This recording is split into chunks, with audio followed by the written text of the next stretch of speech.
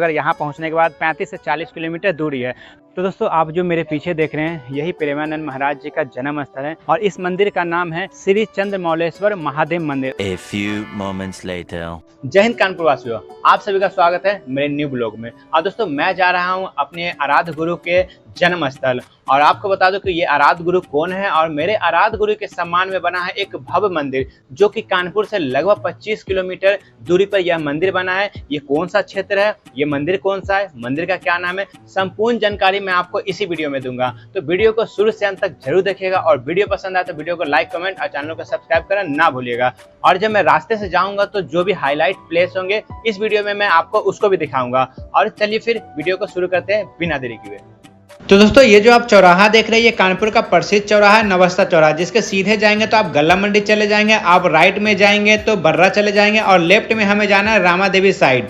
और अपना धन्नू को लेफ्ट में मुड़ाते हुए अब सीधे इस पुल के ऊपर चढ़ जाएंगे। जब हम कुछ दूर आगे बढ़ेंगे तो इस प्रकार से आपको बोर्ड देखने को मिलेंगे, कौन से रास्ते कहाँ जाएंगे पूरा स्पष्ट यहाँ पर क्लियर है, आप देख लेंगे। फिर आगे बढ़ेंगे तो आपको दो भाग में यहाँ रास्ता बंट जाते हैं, जिसमें आप राइट जाएंगे तो प्रयागराज आएगा और लेफ्ट जाएंगे तो लखनऊ जाएगा और नीचे जाएंगे तो रामा देवी चौराहा आएगा। तो हमें अभी जाना है प्रयागराज साइड, तो ये चीज आप जरूर ध्यान रखिएगा और इसी रास्ते से सीधे चलते रहेंगे। तो दोस्तों जब आप चलते रहेंगे तो आपको बहुत ही खूबसूरत व्यू भी नजर आता रहेगा, जैसा कि आप देख भी पा रहे हैं। और देख सकते हैं कि मेरा धन्नू का स्पीड लगभग 80 है, क्योंकि इससे कम मजा नहीं आएगा। और आप देख सकते हैं कि ये चकेरी है जहां से फ्लाइट जाता है और ये है KIT, जिसके कारण मुझे कानपुर सदा के लिए छोड़ना पड़ रहा है। और उसके बाद जब आगे बढ़ेंगे तो इसी प्रकार से हुंडई का शोरूम आएगा, उसके बाद टोयोटो का शोरूम आएगा, उसके बाद टाटा का शोरूम आएगा।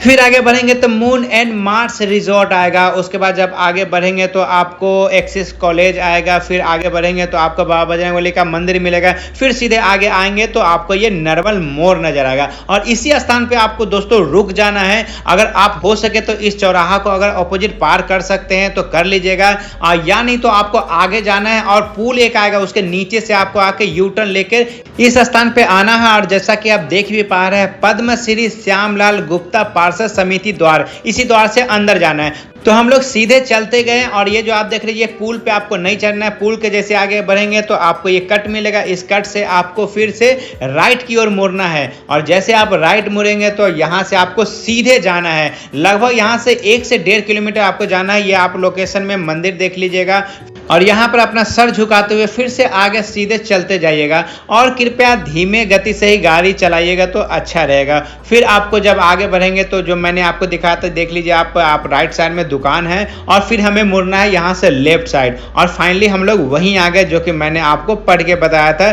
पद्मश्री श्यामलाल गुप्ता पार्षद समिति द्वार। और दोस्तों इस द्वार से आपको केवल सीधे जाना है, सीधे एकदम आप चलते जाएंगे। इस तरीके से आपको बोर्ड मिलेगा, बोर्ड भी आप पढ़ सकते हैं। फिर यहां से आप सीधे जाएंगे, आपको केवल लेफ्ट साइड ही मुड़ना है, कहीं आप राइट नहीं मुड़ेंगे। और आप देख सकते हैं कि यहां पर रोड का चौड़ीकरण हो रहा है और जैसे आप आगे बढ़ेंगे तो एक पुल मिलेगा और ना आए देखना है ना ताई देखना है, सीधे पुल पर चुपचाप से चढ़ जाना है। जैसे आप आगे बढ़ेंगे तो आपको सरसौल रेलवे स्टेशन आपको देखने को मिलेगा, झांकी मार के देख लीजिएगा। फिर चुपचाप से यहाँ 2-4 सेल्फी लेके नीचे उतर जाना है। नीचे उतरना है तो कहीं भी रुकना नहीं है, फिर से सीधे चले जाना है, फिर लेफ्ट की ओर मुड़ना है। अगर कोई दिक्कत हो तो आप मैप लगा लीजिएगा तहसील नरवल तक का, वहां पर जाएंगे तो आपको एक पुलिस स्टेशन मिलेगा। फिर इसी तरीके से आपको आगे बढ़ते चले जाना है, किसी प्रकार से नहीं देखना है। और दोस्तों जब मैं यहाँ पर गया तो मुझे ऐसा फील हुआ कि मैं अपने गाँव का उस वादियों, उस हरियाली में घूम रहा हूँ, मौज मस्ती कर रहा हूँ, क्योंकि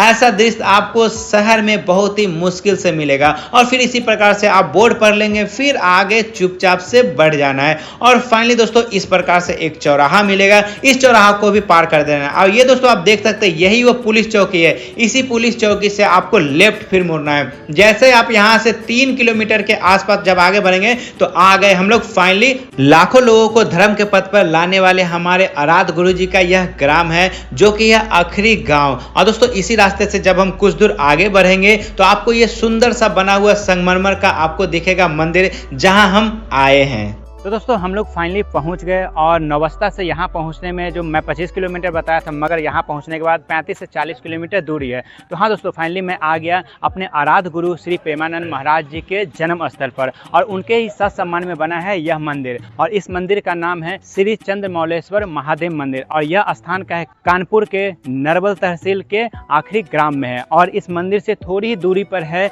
इनका जन्म स्थल। तो सर्वप्रथम आपको मैं मंदिर के अंदर लेके चलता हूँ, मंदिर का दर्शन करवाता और उनके घर का एक झलक भी दिखाऊंगा। तो चलिए दोस्तों, बिना देरी के मंदिर के अंदर चलते हैं। तो दोस्तों, जैसा कि हम सब जानते हैं कि यह मंदिर का अभी निर्माण हुआ है, और जैसा कि आप देख रहे हैं कार्य भी प्रगति पे है, कार्य भी चल रहा है, और जो श्रद्धालु लोग दर्शन करने के लिए आते हैं तो दर्शन भी करते हैं। तो उसी में से मैं भी हूँ जो दर्शन करने के लिए आया हूँ। तो सर्वप्रथम आपको मैं नंदी महाराज का दर्शन करवाता हूँ, और आप सभी जानते हैं कि जहाँ पर नंदी महाराज होगा वहाँ पर हमारे बाबा भोलेनाथ का शिवलिंग भी होगा। तो दोस्तों, घंटी को बजाते हुए, और आप जो देख रहे हैं यह गर्भगृह जहाँ पर हमारे भोले बाबा का शिवलिंग यहाँ पर स्थापित है। तो सर्वप्रथम आप दर्शन कीजिए हमारे भोले भंडारी के शिवलिंग का।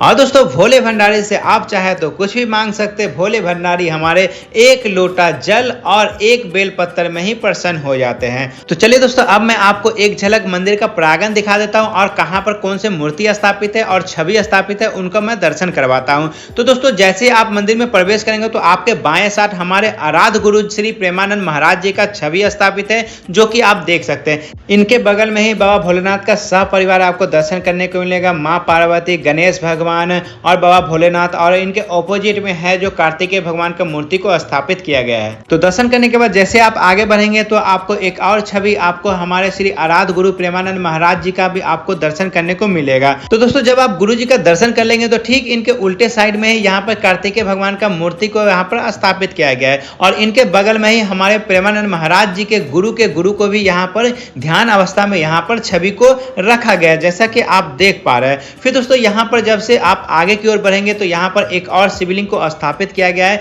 जैसा कि आप देख पा रहे हैं। तो दोस्तों, अब फिर हम बाहर की ओर आते हैं और आपको संपूर्ण मंदिर का एक झलक दिखाते हैं, तो आप लोग दर्शन कीजिए। तो दोस्तों, फिर जब आप दर्शन करेंगे तो यहीं से आप थोड़ी दूर आगे बढ़ेंगे तो यहाँ से आप देख पा रहे हैं मंदिर है, और ये रहा हमारे प्रेमानंद महाराज जी का जन्म स्थल, और यही द्वार है जो कि अभी बंद है। इनके भाई जी है जो अभी कहीं चले गए हैं, और उनके आसपास के लोग बोला है कि आप बगल से जाके आप उनका जो जन्म स्थल घर है वो देख सकते हैं। तो दोस्तों, मैं इसी रास्ते से आगे की ओर बढ़ा और फाइनली आ गया कहाँ पे, हमारे आराध्य गुरु श्री प्रेमानंद महाराज जी के घर। और दोस्तों, यही वो पावन धरती है, यही वो पावन घर है जहाँ पर हमारे आराध्य गुरु श्री प्रेमानंद महाराज जी जन्म लिए थे।